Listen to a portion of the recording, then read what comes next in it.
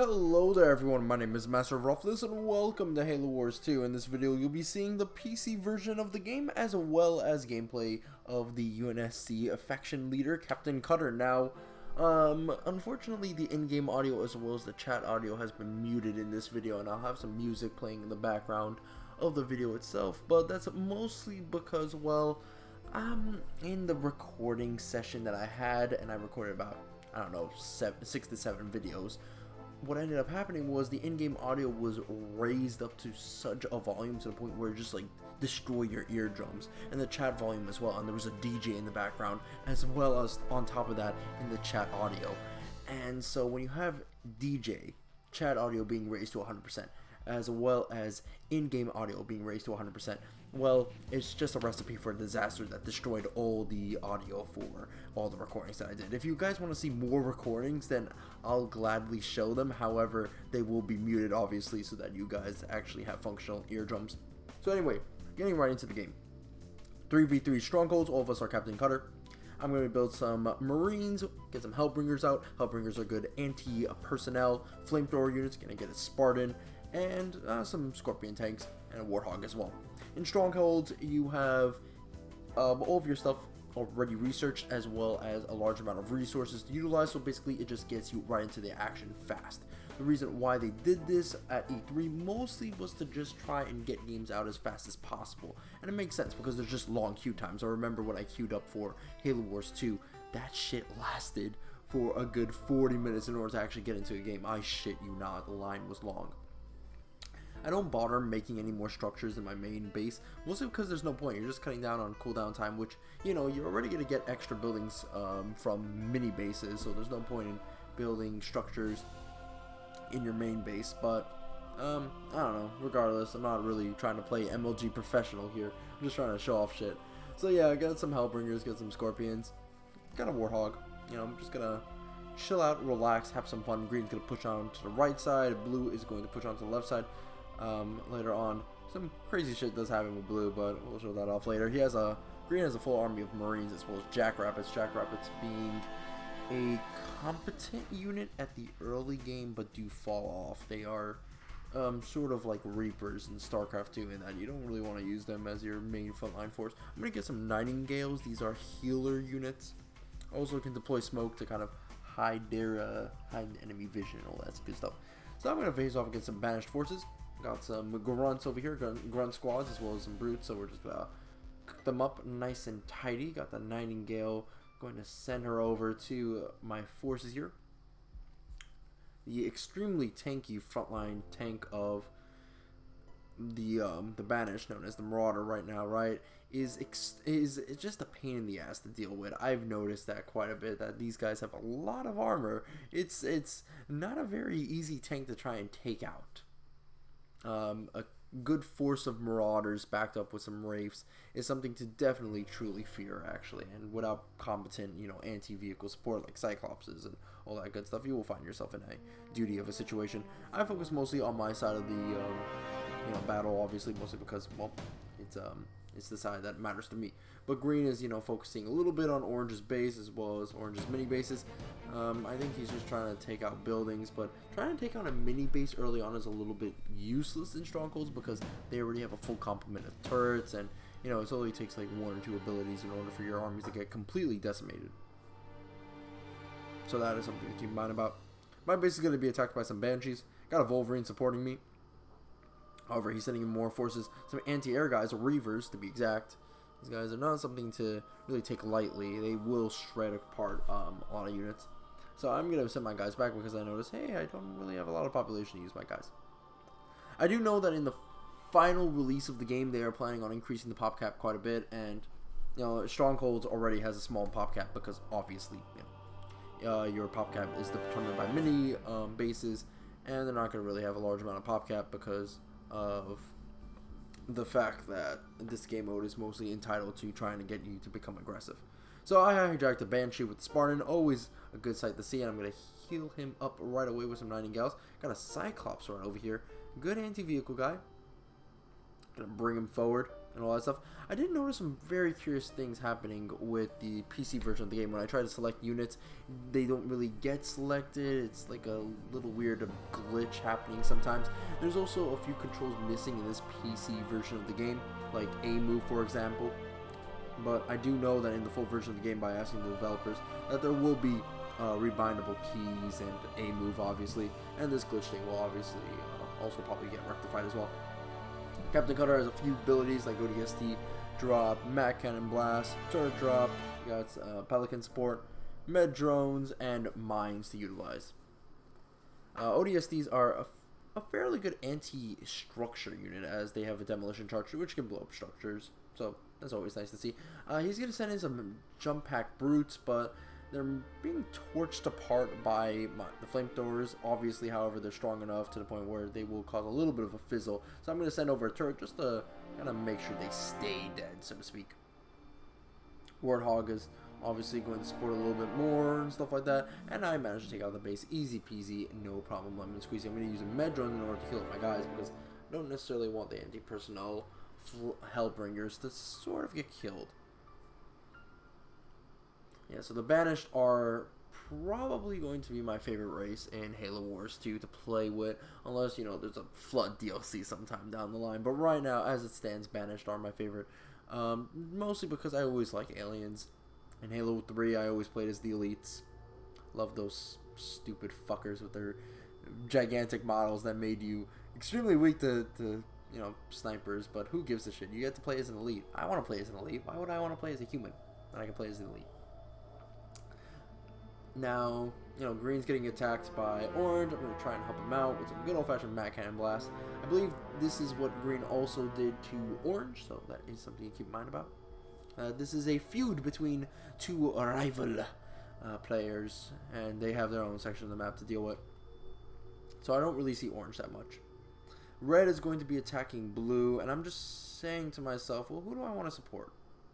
Do I want to support Blue, or do I want to support myself and kill Orange? I think I'm going to kill Orange because I believed in this section of the game that I thought, hey, you know what? I believe Blue can do this. He can finish this off. He can save the day. You know, that sort of stuff. I'm not even going to send in help, even though he's getting completely wrecked by Wraiths. So now I'm moving forward, trying to see what this Orange base is up to. Nothing really. Got some Engineers, got some Marauder. Gonna send the Cyclops back to try and take out the Apex, but they're healing up the Apex with Engineers, so that's not a good thing. We can't let that stand. We just can't, so we're just gonna take it out. I'm gonna use Close Air Support, which is the Pelican transport ability, which will kill units in a given area, mostly because I just want to lock down the space so that there's no new units coming in. Don't really care about saving this up for a future battle or something like that.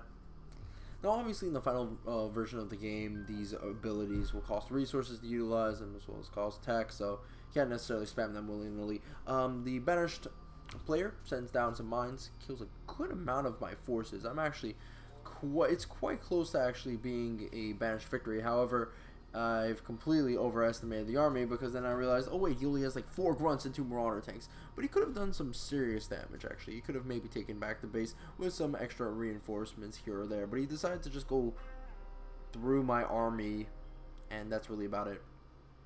Really weird. Just sort of just waited, and then just moved forward. Anyway, so I'm going to build some Vultures. Try to get that Vulture spam going, you know, do what I did back in the Halo Wars 1 days, the Halo Wars OG days. Got some grunts moving in with some brute support. Marauder tanks moving in. Again, yes, I do have air support, but you know, I don't really want to lose the land forces, right? Because these are the guys that are really the bread and butter, so to speak. I only have like 1 air unit shooting down, which would be the Banshee. But I managed to kill these guys because there's really not a lot of support going on. Seems like Blue, during this time, Blue was actually yelling at me, going, please help, and I'm just sending over some abilities. I don't really want to, you know, send over forces. He's sending forward Reavers in order to try and take on my air units. But I'm going to tell this Banished player, hey, guess what? I got a big air unit for you guys to deal with, and that would be the Vulture. Here we go, boys. The Vulture being the, I guess, quote-unquote, UNSC endgame unit. during Halo Wars 1, the Scarab would be the endgame unit for the Covenant, and the Vulture would be the endgame unit for the UNSC. I would like to see in Halo Wars 2 a unit that was, I guess, very similar to that of the Scarab in terms of population cap and power. The Vulture, although extremely strong in its own right, was, I guess, on a one-on-one, battle weaker to that of the Scarab. And I want to see, like, in a one-on-one battle, a UNSC endgame unit versus a banished endgame unit. Currently, as it stands, I don't really know what the faction list is going to be like. I don't know if it's just going to be 3 banished leaders and 3 UNSC leaders. Maybe there might be some diversity between some of the factions, but I don't really know. In any case, you got a mass Marine and Warthog army and a Spartan over there. If the Spartan were to try and hijack I don't know, a Scorpion or a Nightingale, he could have done some serious damage. I don't know if he can hijack the Vultures. I believe he can, but I'm not using Halo Wars 1 logic here. That would be bad, as this is Halo Wars 2. There's a 2, not a 1, a 2. In any case, Marines are going to kill, I believe, my Scorpions as well as the Nightingale. I don't know if he kills the second one or not.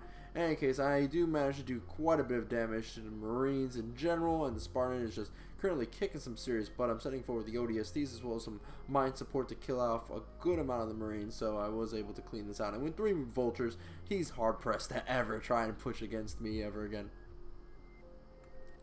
And so right now, I just pull back my guys. I'm going to focus fire on the yellow base. Orange is getting his ass kicked by green for the most part. Again, that side of the map is not under my jurisdiction. That is a completely different continent at this point. You might as well just consider it like a whole new world, so to speak. So I'm just continuing pumping out Vultures. Gonna get the Kodiak out. Kodiak is an arty unit.